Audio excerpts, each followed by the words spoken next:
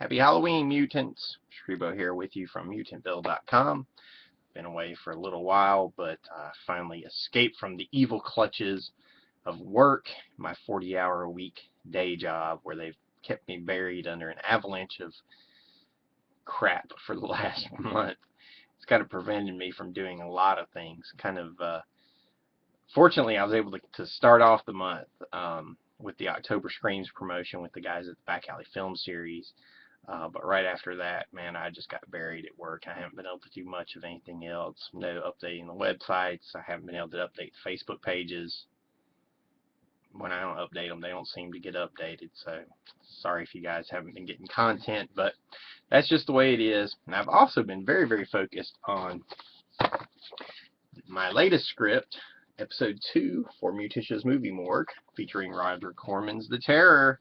Very excited to have that done. This is actually the third draft, and it probably won't be the final copy. I'm waiting for feedback right now from my partners, and then I'll do at least one more rewrite, if not, two more, sharpen a few things up. But should be fun. The original plan was to shoot it this month, but all that got kind of pushed to the side when we had to do Buddy Row at the last minute all through September, so that just delayed all of our plans from here to the end of the year. But it's all good. Hopefully Buddy Row will be ready in time to submit to the Nevermore Film Festival for the beginning of next year. Whether or not it gets accepted, who knows. I think it might be a little bit too misogynistic for the taste of the Nevermore crowd, so we'll have to wait and see. But before I digress, since this is going to be my Halloween vlog, I doubt I'll do another one between now and then, unless I just get utterly bored and I come up with a great idea. I thought I would give you guys some Blu Ray recommendations. So I'm going to give you 5 great Blu Ray recommendations for Halloween, and I'm going to give you 2 bonus recommendations, okay? One for the kids and one for the wifeys out there, for all you married guys. And again, for the married guys or single dads or what have you that have kids. Now, I'm not going to recommend John Carpenter's Halloween because you're probably already watching it. Same with George A. Romero's Dawn of the Dead, though they do look great on Blu-ray. Before I go too far, I'm going to run out of superlatives really quickly in describing these Blu-rays. It's pretty much going to come down to, it looks great, the colors look great, it looks better than ever before on any other medium, it sounds great.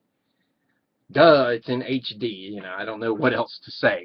The movies, the content speaks for themselves, but the Blu-ray format, that's why I'm choosing it for you.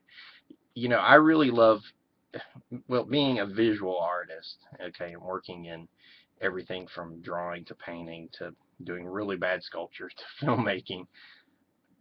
Everything I do is oriented towards the visuals, so I really love the modern 1080p format.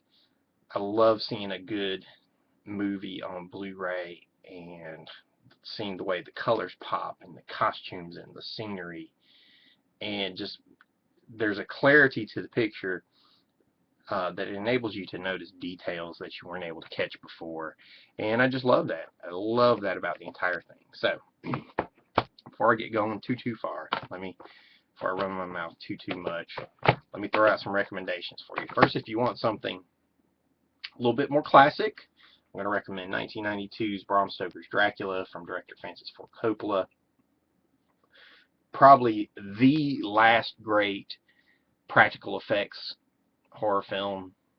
Well, I know the Evil Dead remake did have a ton of practical effects. I guess it's not the last great practical effects, but this was the last one that all of the visual gags in it, everything, all the effects, they're all practical, they're all in camera, there's no CGI involved in it. So it's the last of the great just cinema movies.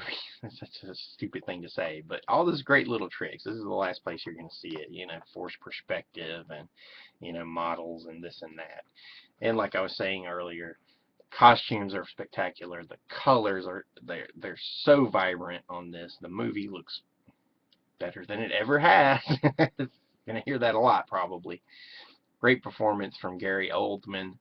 Not a scary movie, so to speak, and not terrifically engaging in terms of the romantic plot line. but it is indeed a visual feast from beginning to end. Okay, if you want something a little more modern, Rob Zombie's House of a Thousand Corpses. I love this. It's part of my, every year it's part of my Halloween viewing habits. Just great scenery. The characters are so visually engaging. It's just great. You know, it's Rob Zombie's 10-in-1 horror freak show, you know, all the way through. It starts at the murder ride with Captain Spaulding, and the freak show just continues all the way to the end, and it gets crazier and crazier and crazier and more surreal.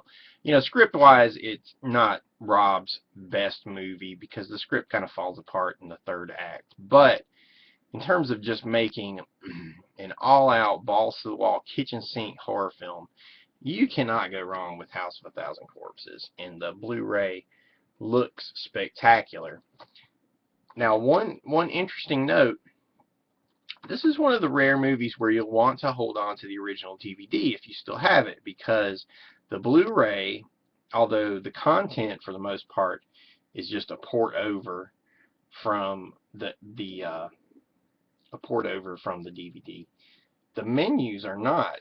On the original DVD version, the menus were interactive with Captain Spaulding and Baby and Otis and everybody coming out and talking to you, and is very much the direct inspiration for the Tales from Mutantville DVD, where we put Mutisha on there talking to you and interacting with the viewer. The House of a Thousand Corpses, the Blu-ray does not have that. It just has a standard menu. So if you want that really, really cool feature, if you're a true Rob Zombie head, you got to grab the DVD.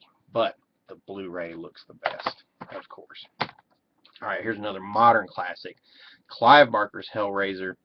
This was one I wasn't sure how it was going to look because Hellraiser was a low-budget horror film, and I just thought it would kind of be a little bit rough around the edges, something like Evil Dead, you know, which even the Blu-ray on it is a little grainy here and there. I'm not a big fan of the grainy stuff. I like it to look nice and clear. This Blu-ray looks spectacular. There are sequences in it of true terrifying beauty. Ooh, I hear that? Just every time my phone rings, another angel gets its wings. Yeah, some doofus on Twitter. All right, you guys, let it rest for a minute. The blood is so it's so vivid. The goo on the monsters is so clear. Hold on, I'm losing my